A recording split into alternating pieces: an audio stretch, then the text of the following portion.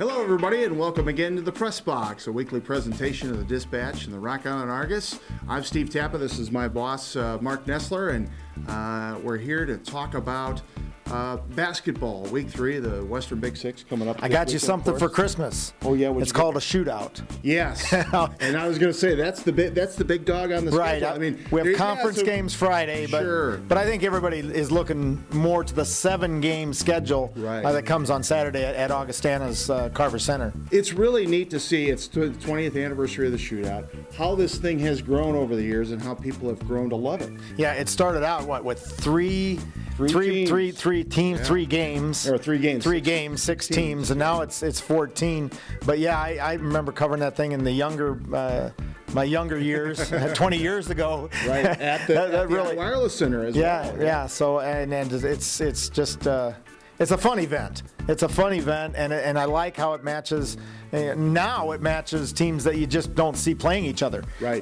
Before, they would match up during in non-conference games, but now it's now and although UT has played 2 Davenport schools in the last week. But for the most part, they hardly ever happen. Yep. So you get all the hype of I've heard about this guy, but now you get to see him. You get to see 7 games. You get to see wall-to-wall basketball for $5. I mean, what a great buy. Before we get into that, we need to mention Friday night. Yeah, we should. Friday night we have Rock Island hosting United Township. I wish they would have played Friday night. They had the game postponed against Quincy. They got 2 wins. That really would have been good to see how they, how improved they are. Right. Rock Island stumbled on Saturday against Bloomington. They really haven't had a chance to be cohesive yet. A lot of lineup changes, a lot of injuries. So really, I think that's a pretty good game. It has the potential to be better than what we thought it was going to be a week and a half ago. Right. I talked to Marc Polite the other day, and he said, hey, we're finally getting healthy. We're finally getting our guys back. So, I think this is a chance to see where both teams are. Galesburg and Quincy match up, and the other one is Moline and Alleman. Right. And really, Alleman got them last year. Yeah, that's true. So you never know. But I would say that Moline with its height should be it. So then we move on to Saturday. Right. And we have 7 games. We both compared notes before we came on the press box, and we both have it 4-3. But with some different 4-3 Illinois. So let's go ahead and start at the beginning. Sure. Was it 9 a.m.? 10 a.m. 10 a.m.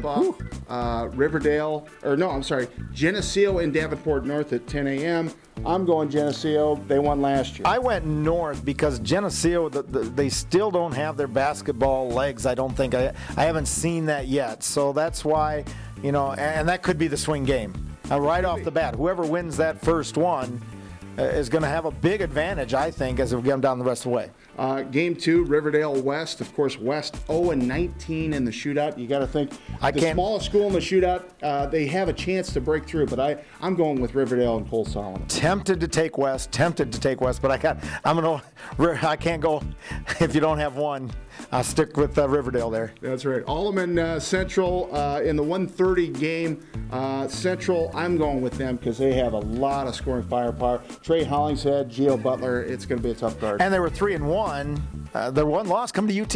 Right. So but I'll stick with the Iowa side there. UT Assumption at 3:15. Assumption has struggled. UT, of course, stumbled out of the gate, but I think we're in agreement. They're getting it together. Right. Assumption there, yep. Galesburg. The best 3. Right, the best 3. Galesburg, PV at 5 o'clock. Going to be worth the price of admission.